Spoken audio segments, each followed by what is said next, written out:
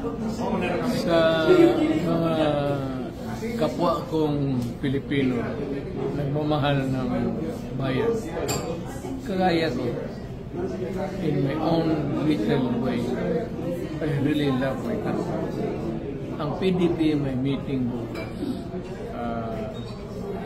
I don't know, it will be announced over the radio, but anyone interested to just listen, makinig lang kayo. Kung gusto lang ninyo, may alam ako kundi about life, about ating bayan, ang ating politika. Pag-usapan natin.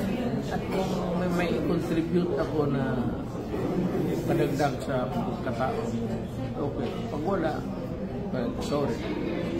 Anyway, the invitation is for you to decide. Kilala ninyo.